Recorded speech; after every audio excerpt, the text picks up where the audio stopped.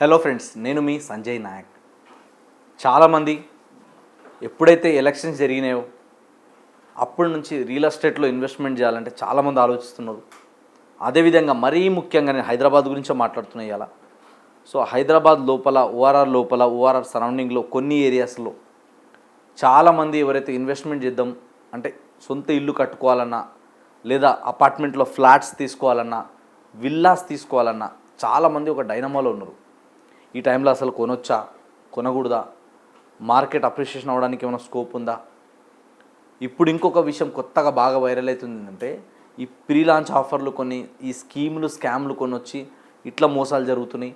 అదేవిధంగా ఏంటంటే గవర్నమెంట్ ఏంటంటే ఇప్పుడు చేంజ్ అయింది, ఇంకా రియల్ ఎస్టేట్కి ఊపు వచ్చేలాగా, భూమి వచ్చేలాగా పెద్ద పెద్ద అనౌన్స్మెంట్ ఇంకా ఏం రాలేదు అని కొందరు. ఇట్లా చాలామంది ఒక్కొక్కరిది ఒక్కొక్క పర్సెప్షన్ ఉంది, ఒక్కొక్కరిది ఒక్కొక్క వ్యూ ఉందన్నమాట రియల్ ఎస్టేట్ గురించి, హైదరాబాద్ గురించి.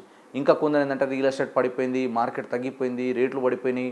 చాలామంది ఇంకోటి ఏమంటున్నారంటే అపార్ట్మెంట్లో ఫ్లాట్స్ సేల్సే అవుతలేవు, కొన్ని లక్షల యూనిట్లు ఖాళీగా ఉన్నాయి, కట్టేటోళ్ళు ఎక్కువయ్యారు, కొనేటోళ్ళు తక్కువయ్యారు. ఇలాంటివన్నీ డిస్కషన్ వస్తూ ఉన్నాయి.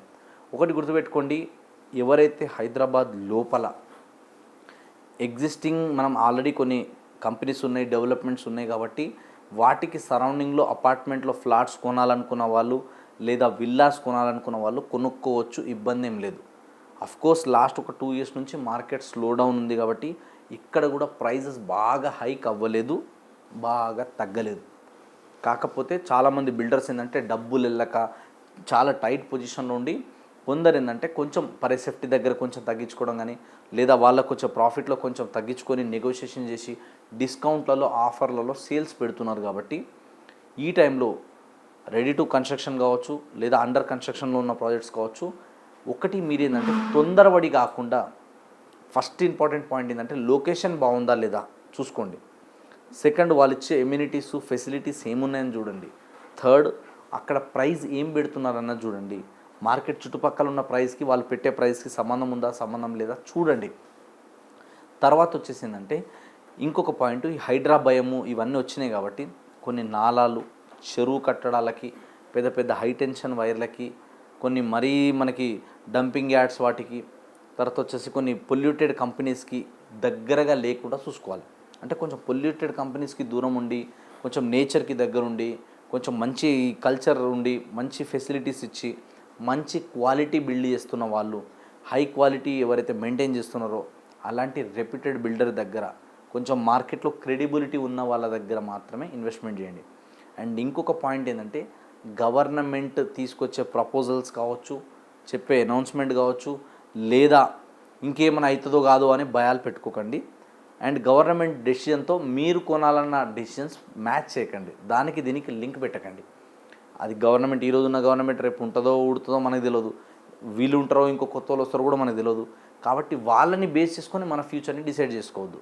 సో మనం ఉండాలి అనుకున్నప్పుడు ఏంటంటే ఆ లొకేషన్ బాగుందా లేదా, మన వర్క్ ప్లేస్కి ఎంత డిస్టెన్స్లో ఉంది, అక్కడ మనకి చదువుకోవడానికి పిల్లలకి స్కూల్స్ ఏ విధంగా ఉన్నాయి, మనకి ఏమైనా ఎమ్యూనిటీస్, ఫెసిలిటీస్ కావాలంటే ఎంత దూరంలో ఉన్నాయి, ఎంత టైం పీరియడ్లో రీచ్ అవుతున్నా, అక్కడ ట్రాఫిక్ ఎలా ఉంది, అక్కడ నాలాలు, కాలువలు, చెరువులు ఏమైనా ఉన్నాయా లేదా, ఇవి మనం చూసుకోవాల్సింది. అవి చూసుకొని అది మంచి క్వాలిటీ ఉంది, మంచి రీజనబుల్ ప్రైస్లో వస్తుంది అంటే మీరు కొనొచ్చు. ఇంకోటి ఏంటంటే దయచేసి నాది ఒక చిన్న రిక్వెస్ట్, మీ అందరికీ ఒక బ్రదర్ లాగా చెప్తున్నా, తొందరపడి మళ్ళీ మళ్ళీ చెప్తున్నా, పెద్ద పెద్ద సెలబ్రిటీలు వచ్చినంత మాత్రాన, పెద్ద పెద్ద యాంకర్లు వచ్చి వాళ్ళు చెప్పినంత మాత్రాన, పెద్ద పెద్ద లంబచోడ హోర్డింగ్లు వేసి, పెద్ద పెద్ద లంబచోడ డిఫరెంట్ టైప్ ఆఫ్ మనకి ఆడియోస్, వీడియోస్, విజువల్స్, విఎఫ్ఎక్స్లు క్రియేట్ చేసి ఆ వీడియోలు చూపించినంత మాత్రాన, అడ్వర్టైజ్మెంట్లు చూసినంత మాత్రాన, ప్రమోషన్లు చూసినంత మాత్రాన టెంప్ట్ అవ్వకండి. ఎందుకంటే మార్కెట్ లాస్ట్ 1-2 years నుంచి కొంచెం స్లోగా ఉంది. సో ఇలా కొనేవాళ్ళు కావచ్చు, అమ్మేవాళ్ళు కావచ్చు, ఒక మెట్టు తగ్గే ఉన్నారు అందరూ కూడా. చలో రూపాయి అటు ఇటు అయినా కూడా క్లోజ్ చేసేద్దాం, సేల్ చేద్దామన్న ఆలోచనలోనే వాళ్ళు కూడా ఉన్నారు. కాబట్టి అది లొకేషన్ మంచిగా ఉంటే మీకు కొంచెం ప్రైస్ కూడా నెగోషియేషన్ అవ్వడానికి కూడా స్కోప్ ఉంటుంది. కాబట్టి ఇవి చూసుకున్న తర్వాత వాళ్ళు ఇచ్చే ఎమ్యూనిటీస్, ఫెసిలిటీస్ని బేస్ చేసుకొని ఆ చుట్టుపక్కల ఉన్న ప్రైజెస్ని కంపేర్ చేసి తీసుకోండి.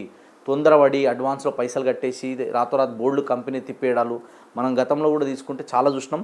అండ్ రీసెంట్ టైంలో కూడా హైదరాబాద్లో తీసుకుంటే చాలా కంపెనీస్ వచ్చినాయి. అట్లా ఓవర్ నైట్లో బోర్డులు తిప్పేస్తున్నాయి, సగం పైసలు తీసుకొని ఎత్తేస్తున్నాయి, గతంలో కొన్ని ప్రాజెక్ట్ చేసి ఇప్పుడు ఏదో ఒకటి రెండు చేతిలో పెట్టుకొని ఓవర్ నైట్ డబ్బులు తీసుకొని క్రెడిబిలిటీతో పారిపోతున్నారు, ఇట్లాంటివి కూడా ఉన్నాయి.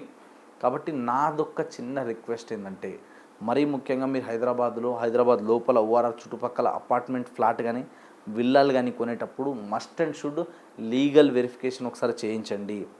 ప్రాపర్టీ ప్రాపర్గా ఉందా లేదా చూసుకోండి.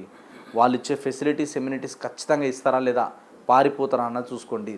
వాళ్ళు ఇంతకుముందు చేసిన డెవలప్మెంట్స్ కానీ ఇంతకుముందు చేసిన ప్రాజెక్ట్స్ కానీ ఒకసారి విజిట్ చేయండి. వీటన్నిటిని కంపేర్ చేసిన తర్వాత మాత్రమే మీరు హైదరాబాద్ లోపల తీసుకోండి.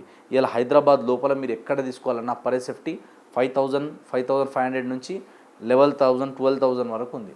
కాబట్టి ఈ ఏరియాని బేస్ చేసుకొని మీరుండే వర్క్ ప్లేస్కి ఎంత దూరం ఉంది, అక్కడ నుంచి స్కూల్స్ కాలేజెస్ ఇవి ఎంత దూరంలో ఉన్నాయి, ఇక్కడ బస్ కనెక్టివిటీ ఎలా ఉంది, ఇక్కడ లోకల్ పీపుల్ ఎలాంటి వాళ్ళు ఉన్నారు, ఇక్కడ లోకల్గా ఏమైనా కంపెనీస్ ఇండస్ట్రీస్ ఉన్నాయా, ఇక్కడ లోకల్గా మనకి ఏమైనా ఎంప్లాయ్మెంట్ ఆపర్చునిటీ నియర్ బై ఉన్నాయా లేదా, ఇవన్నీ మీరు చూసుకున్న తర్వాతనే ఒక ప్రొఫెషనల్ రియల్ ఎస్టేట్ ఎక్స్పర్ట్ లేదా ఒక ప్రొఫెషనల్ రియల్ ఎస్టేట్ మీ గైడ్ మీరు సపోర్ట్ తీసుకొని కనుక వెళ్ళగలిగితే మంచి ప్రాపర్టీస్ కొనవచ్చు. చాలామంది ఛాన్స్లో అమ్ముతున్నారు, మంచి ఆఫర్లో ఉన్నారు కాబట్టి కొనుక్కోవచ్చు. ఇంకోటి ఏంటంటే అవసరానికి చాలామంది రీసేల్ చేసే వాళ్ళు కూడా ఉన్నారు. అలాంటి వాళ్ళ దగ్గర వెళ్తే మీకు ఇంకా తక్కువలో కూడా ఉండొచ్చు, తక్కువలో కూడా రావచ్చు. కాబట్టి వీటన్నిటిని మీరు చూసుకున్న తర్వాత మాత్రమే ఇన్వెస్ట్మెంట్ చేయండి. అప్పుడు మాత్రమే మీ డబ్బులు సేఫ్ ఉంటాయి, అప్పుడు మాత్రమే మనీ మల్టిప్లై అవుతుంది, అప్పుడు మాత్రమే మీరు హ్యాపీగా పడుకోగలుగుతారు. లేకపోతే మళ్ళీ ఇంకో టెన్షన్ ఉంటుంది నెట్టి మీద. కాబట్టి జాగ్రత్తలు వహించండి. ఎక్కడ మీరు ప్రాపర్టీ కొన్నా లీగల్గా మొత్తం డాక్యుమెంట్స్ అన్నీ క్లియర్ ఉందా లేదా, రెరా అప్రూవ్డ్ ఉందా లేదా, హెచ్ఎండి అప్రూవల్స్ వచ్చినాయా లేదా, వీళ్ళు చెప్పిన కమిట్మెంట్ ఎప్పుడులోపు చేసి ఇస్తారు, చేసి ఇవ్వకపోతే ప్రాసెస్ ఏంది, తర్వాత వచ్చేసి వీళ్ళ దగ్గర వీళ్ళు మెయింటైన్ చేసే క్వాలిటీ ఎట్లుంది, అక్కడ గ్రౌండ్ ఎలా ఉంది, వాటర్ ఫెసిలిటీ ఎలా ఉంది, ఇవన్నీ చూసుకున్న తర్వాత మాత్రమే ఇన్వెస్ట్మెంట్ చేయండి. అండ్ మళ్ళీ చెప్తున్నా, ఎక్కడ ఎన్ని పొలిటికల్ చేంజెస్ వచ్చినా, ఎక్కడ ఏమొచ్చినా కూడా రియల్ ఎస్టేట్ హైదరాబాద్కి ఎలాంటి తిరుగులేదు. నెక్స్ట్ 2 decades అద్భుతంగా ఉంటుంది. కాబట్టి కళ్ళు మూసుకొని హ్యాపీగా మీరు మంచి ప్రాపర్టీని కొనుక్కుంటే అద్భుతమైన రిటర్న్ రావడానికి, లేదా మీరు హ్యాపీగా లైఫ్ లివింగ్ చేయడానికి ఇన్వెస్ట్మెంట్ పాయింట్ ఆఫ్ వ్యూలో చూసుకున్నా కూడా అన్ని రకాలుగా మీకు సూటబుల్ అవుతుంది. కాబట్టి మీ రిక్వైర్మెంట్ ఏముందో మీకు తెలుసు. కాబట్టి దాన్ని బేస్ చేసుకొని ఆ పారామీటర్ని క్యాలిక్యులేషన్ చేసుకొని అప్పుడు మాత్రమే ఇన్వెస్ట్మెంట్ చేయండి. ఇంకా మీకు హైదరాబాద్ గురించి, హైదరాబాద్లో కొత్త లేటెస్ట్ డెవలప్మెంట్స్ ఏమి రాబోతున్నాయి, ఎక్కడెక్కడ మనం ఫ్లాట్స్ కొంటే బెటర్ ఉంటుంది, ఎక్కడ అపార్ట్మెంట్స్ కొంటే బాగుంటుంది, ఎక్కడ మనం ఇండిపెండెంట్ హౌస్ కొంటే బాగుంటుంది, ఎక్కడ విల్లాస్ కొంటే బాగుంటుంది, ఇలా రియల్ ఎస్టేట్ పరంగా మీకు లీగల్గా కానివ్వండి, లేదా మీకు ఇంకా రియల్ ఎస్టేట్ నాలెడ్జ్ పరంగా ఎలాంటి డౌట్స్ ఉన్నా ఈ బ్రదర్ సంజయ్ నాయక్కి ఎనీ టైం కాల్ చేయండి. ఫోన్ లిఫ్ట్ చేయకపోతే వాట్సాప్లో మెసేజ్ చేయండి. 9502682042 అనే నెంబర్ కాల్ చేయండి. నేను మీ Sanjay Nayak. Thank you so much.